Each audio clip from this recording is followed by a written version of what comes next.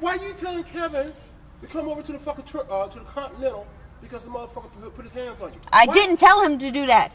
I didn't tell him that till after he got there. That shit didn't even happen until way after the fact. And then the man put his hands on Kevin. So what? You saying Kevin ain't supposed to defend himself? I never said that. That's not my fault. Okay. So basically, you're mad because Kevin defended himself. No, I'm not. I'm mad because I don't have anywhere. I can't stay there no more. That was the only fucking place I had left, and you don't give a fuck. Oh, no, I say I don't give a fuck. I do give a fuck. Oh, no, you don't. The fact is that, no, we know what you're mad about, Shannon, okay?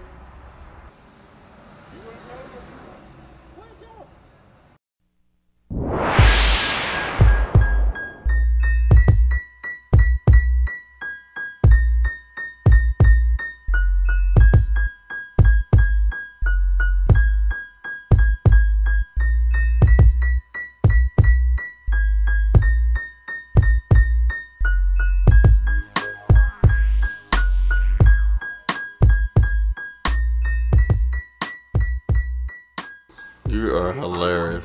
Oh, you're videotaping? Yeah. But anyway, I was on Prop 36. And I fucked it up like a few times. I had warrants for petty with 2 priors. I just had a bunch of no bail warrants. That all caught up to me. I ran into Brittany in front of the Olive. I had just came from doing a fucking a date, and I had a bunch of rocks. I had just left my dudes earlier from Bobby's, and I had a bunch of rocks, and I didn't know if I had Chiva. I think I just did the last of my Chiva. I was getting ready to go, but I had like over $100 on me, everything. And I ran into Brittany. I was like, she asked me, she was trying to get some rock, and I said, well, you want to do a hit? That's what happened. I was filling her pipe up when the police rolled up and I didn't see them. But I saw the spotlight and I immediately started backing up, trying to just leave, you know, walking away because they're going to her because she's the one that had the pipe. But it didn't really matter to me because I wasn't dirty. I didn't have nothing on me, and, you know, so I wasn't really too much concerned about it. But she was all nodding out, and she had her pipe in her hand, and she was putting crumbs on it, and, you know, pushing it. Right there in front of the hotel? Right there in front of the hotel, like it was legal, like, you know, like she wasn't doing anything wrong. Right. Just, you know, like nothing. Not even paying attention to what was going on, obviously.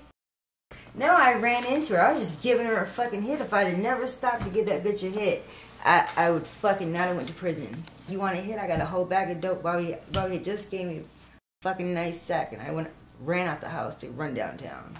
Fuck. Ran into her. I was like, I got some good ass dope. You want a hit? I'll give you a hit. Fucking pulled out this big ass rock and shoved it in her pipe, and didn't realize that the police were sitting there watching me the whole time. I'm fucking picking her out a rock to shove in her pipe. She had out all kinds of shit. You know how she is. She carries her shit in that big bag. And she did have some actual dope, but they didn't find it either. Oh, okay. She melted it or dropped it, but they never found it.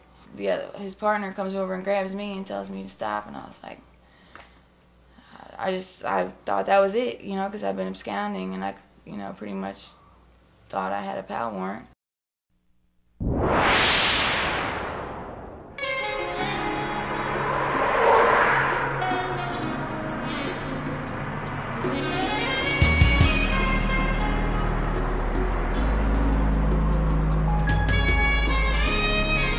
You know, you never know. There's someone out there that has money. This used to be a really great street, but now I have to be really careful around here. Either get something really fast or just leave because there's too many police around. Yeah, I still have a lot of, you know, regulars, even from like when I started 4 years ago, that come looking for me. It's amazing. The same people from, you know, years come back over and over. My gimmick is sincerity. It's sincerity. I ended up there one night by accident. My ride got jacked up by the police and had to leave me. Okay, what happened was I was walking, right? Up 7, and this dude comes up and asks me to go with him. And so what I did was I started walking a different way. Then I started walking up 12. Right. And what happened was he drove me in the alley. And I never seen the dude in my life. And the other dude... So he drove you in the alley. That means He walk with you, or you just kind of? I was walking, Okay. and another dude came up right behind me and hit me in the head.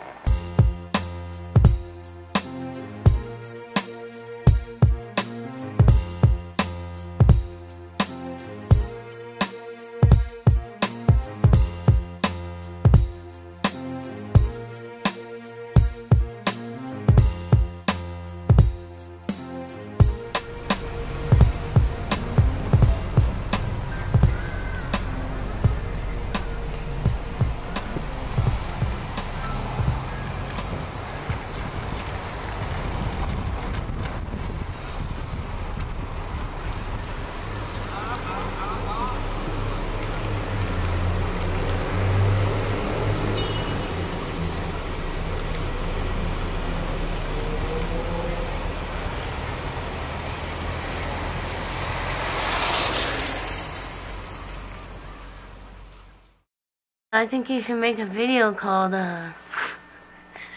Homeless Girls Gone Wild, or Street Girls Gone Wild. Oh, yeah? Yeah. I came downtown when I was 17. I just turned 25, January 1st. Hi.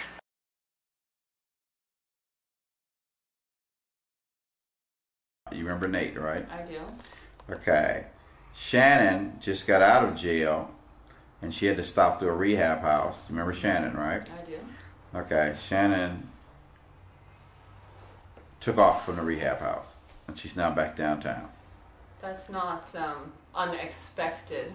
You know, for many, rehab does work. For many, rehab hasn't worked. And for, you know, the select few, I guess, there are people who have not gone to rehab, but have actually, you know, jumped into, you know, starting by going to meetings, getting a sponsor and doing that, and really, you know, holding themselves to it and getting a support group of people who are sober,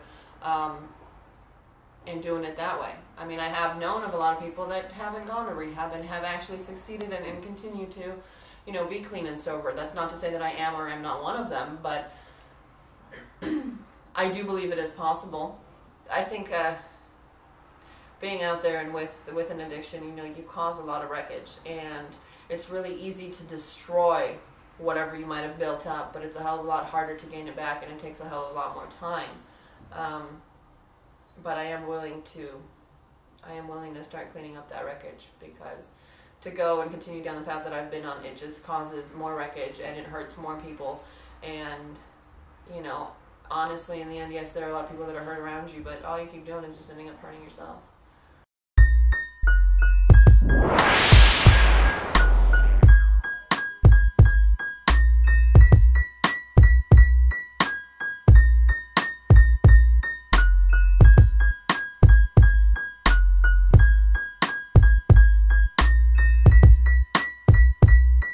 What goes on here?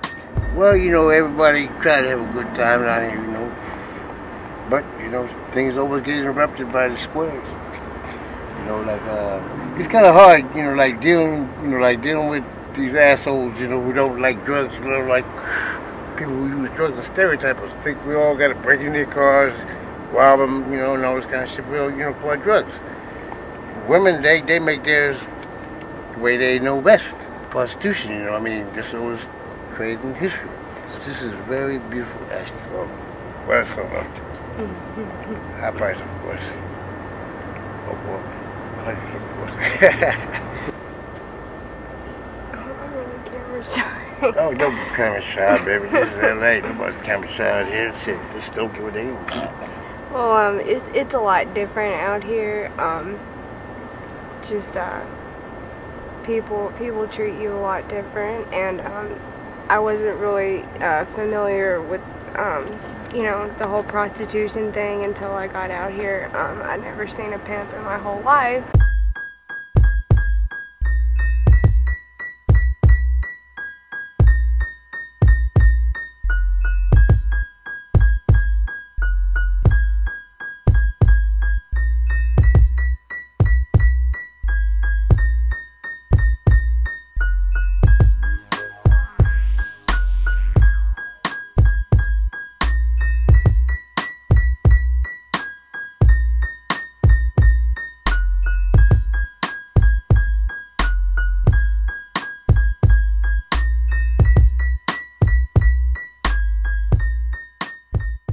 lot of them are using and smoking the damn cells. Yeah. You know, I know because they come at me and they want a head, you know, or they, you know, they want a piece of ass, but I don't fuck. You know, I'm a head, you know, I'm a headhunter. I know you are, baby. I like that dick. But anyway, and you know, they take care of me, but you know, you're gonna, I don't just do my do for no dough. You gotta have some money too.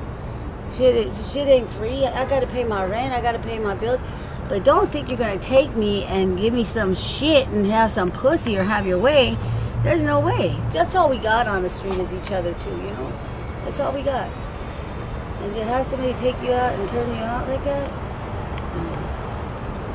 I mean, my uncle, when I was strung out on heroin back in '92, I was in Solid, and we used to get girls and turn them out into heroin fixing and stuff so we can get them on the street to go sell their bodies to take care of our fucking habit, you know? Mm-hmm. And like 3-4 years later, I ran into, you know, a few of the girls that I had turned out and shit, and I seen them, and oh my God. Yeah, don't you remember you gave me my first hit or my first fix? They had no teeth, they had no weight on them, you know, they're all tore up, and I felt the shame. I just asked God forgive me, and I promised I wouldn't do that again. And now people ask me to fix them for the first time or let them try this out. No, I ain't having no part of that, not me. I don't want to have any part in turning somebody out into drugs and see the outcome of it, you know. Do you know I started them there? No.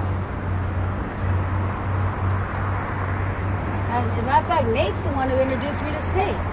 Oh God, about 10 years ago. Oh, yeah? Mm-hmm. I met him back when at the parking lot over across the street from the Huntington. Remember you was on Main Street? Are you filming me already? I'm testing it. Oh my God, tell Warner. Let me know before you start doing that. I gotta start over because it's running out. So okay, start over, rewind. Everyone knows at least something about the Jonas Brothers, but is it possible that are you ready to start talking about this shit? Yeah, ask me. All right. Tell me when you first came downtown. What happened? When I first came downtown, I came downtown because I was strung out.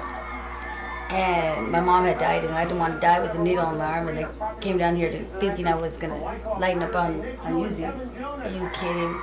Just like anything else, I'm a people person and blessed and adaptable. Came down here and met folks and blended right in and had a good time. Still having a good time. Too much of a good time. So when was that? Is it illegal to do what I'm doing? No. Everybody doing something on the camera. Okay.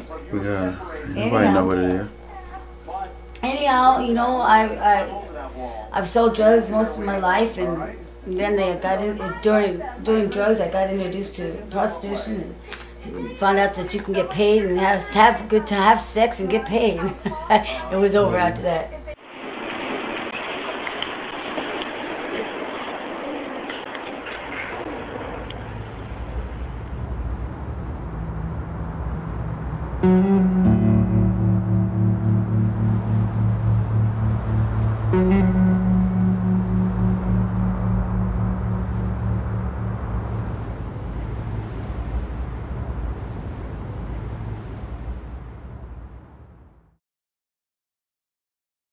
Our top story, actress Lindsay Lohan handcuffed and taken away from court in Beverly Hills this morning. She's now back in jail after failing a court-ordered drug test earlier.